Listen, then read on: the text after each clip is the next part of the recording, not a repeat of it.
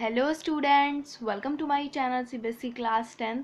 और आज की वीडियो में मैं आपके लिए लाई हूँ इंपॉर्टेंट क्वेश्चंस ऑफ केमिस्ट्री और मोस्ट फ्रीक्वेंटली आस्क्ड क्वेश्चन जो कि आपके बोर्ड्स में ज़्यादातर सीबीएसई पूछ लेती है अगर पेपर पैटर्न बहुत ज़्यादा इजी आए। सो वीडियो स्टार्ट करने से पहले जल्दी से चैनल को सब्सक्राइब करके बेल आइकन को प्रेस कर देना ताकि मेरी कोई भी न्यू वीडियो आएगी तो आपको सबसे पहले पता चल जाएगा।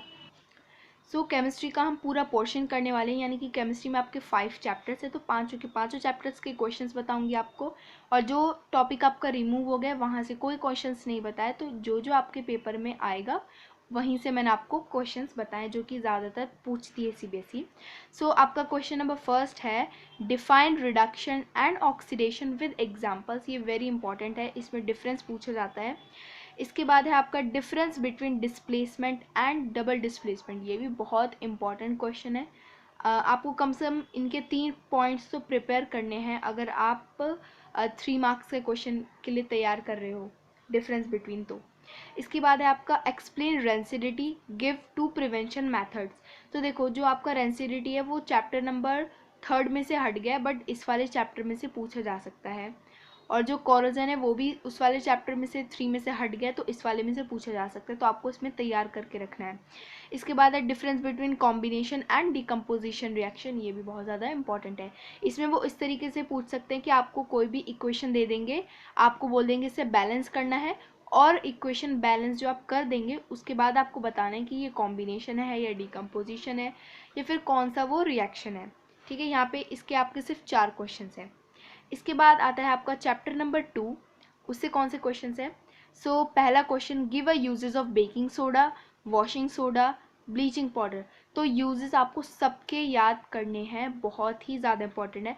जिन पे मैंने स्टार मार्क लगाया तो वो इस चैप्टर में से बहुत ज़्यादा रिपीट हुए हैं, समझ लेना। इसके बाद आता है question number 7, explain chlor alkali process. ये आपका मोस्ट इम्पॉर्टेंट क्वेश्चन है, 2020 में भी आया था। ठीक है, क्लोर एल्कली प्रोसेस बताना था और यूजेस पूछ रहे थे ब्लीचिंग पाउडर के, तो आपको सबके याद रखना है और ये प्रोसेस भी याद रखना है। ठीक है, और उस प्रोसेस में जो जो चीज़ें हुई थी, जैसे कि उस प्रोसेस में हमारा सोडियम हाइड्रोक्साइड का यूज़ हुआ था, क्लोरीन का, तो उन सब के यूजेस भी पूछे जाते हैं, तो वो भी आपको याद रखने हैं। इसके बाद नेक्स्ट है हमारा, give chemical name and formula of bleaching powder, POP यानी plaster of Paris, washing soda. तो ये बहुत इंपॉर्टेंट है कि प्लास्टर ऑफ पेरिस से जिप्सम कैसे बना और जिप्सम से प्लास्टर ऑफ पेरिस कैसे बना, तो ये बहुत ज़्यादा इंपॉर्टेंट आपका क्वेश्चन पूछा जाता है। इसके बाद है आपका question number 9, explain the process of tooth decay with its remedy. तो टूथ डीके कब होता है? जब हमारा पीएच 5.5 से कम हो जाता है, या आपकी बुक में देख लेना, और इसकी रेमेडी आपको बतानी है। इसके बाद है question number 10, explain reactions of acids with water water. Acid के साथ मतलब वाटर का क्या रिएक्शन होता है वो आपको बताना है। इसके भी आपके 5 क्वेश्चन है, इसके 4 क्वेश्चन थे। इसके बाद अब देखते हैं चैप्टर नंबर 3 के। चैप्टर नंबर 3 के क्वेश्चन है question number 11, difference between metals and non metals in context with a chemical properties. तो आपको मेटल एंड नॉन मेटल को अच्छे से डिफ्रेंशिएट करना है कि कौन सा सोनरस होता है, और मेलिएबिलिटी, डक्टिलिटी, और इलेक्ट्रॉन्स मतलब कैसे देता है, कौन सा मेटल्स, मतलब अच्छे से उसको आपको डिफाइन करना है। 5 मार्क्स में भी पूछा जा सकता है और 3 मार्क्स में भी पूछा जा सकता है। इसके बाद आता है explain 5 properties of ionic compound. ये मोस्ट इंपॉर्टेंट है, 2020 का भी क्वेश्चन है साइंस का, तो आपको याद रखना है। आयनिक कंपाउंड की कोई भी 5 प्रॉपर्टीज़ आपको बतानी है। और देखो, जब भी आपसे प्रॉपर्टीज़ के बारे में पूछा जाए तो आपको ना हेडिंग डालकर प्रॉपर्टीज़ बतानी है, मतलब एक अच्छे से फॉर्मेट में बताओगे ना तो फुल मार्क्स मिलेंगे। और उसके बाद है आपका define amphoteric oxide, very important definition, और विद एग्जांपल आपको देना है। ये सब मैंने आपको चैप्टर नंबर 3 में बताया, आयनिक कंपाउंड की प्रॉपर्टी, एम्फोट्रिक ऑक्साइड, ये सब। तो chapter number 3 metals and non metals का पूरा चैप्टर कंप्लीट करवा रखा है, उसे आप देख सकते हैं जाकर। इसके बाद क्वेश्चन नंबर 14 है, explain the reactions of metals with water. Metals का क्या रिएक्शन होता है वाटर के साथ, कोल्ड वाटर के साथ क्या होता है, हॉट वाटर के साथ, स्टीम के साथ, वो सब याद रखना है। 1 मार्क्स क्वेश्चंस की पर्पज से भी वो इम्पॉर्टेंट है। इसके बाद आता है चैप्टर नंबर 4। देखो, इसमें से चैप्टर नंबर 4 में से रिमूव हुआ है, तो इसलिए इसमें ज़्यादा इंपॉर्टेंट क्वेश्चन नहीं, मुझे 2 इंपॉर्टेंट लगे। पहला है आपका define homologous series and functions group. तो आपको होमोलॉगस सीरीज को डिफाइन करना है, उसके फंक्शन ग्रुप बताने हैं। नेक्स्ट आपका एक्सप्लेन टेट्रावैलेंसी एंड कैटिनेशन, ये आपका मोस्ट इंपॉर्टेंट क्वेश्चन है। तो इस तरीके से भी पूछा जाता है आपको कि वो कौन सी प्रॉपर्टीज़ होंगी जिसकी वजह से, या वो कौन सी एबिलिटी होती है जिसकी वजह से कार्बन बहुत अच्छी बॉन्डिंग कर पाता है, तो वो है कैटिनेशन एंड टेट्रावैलेंसी।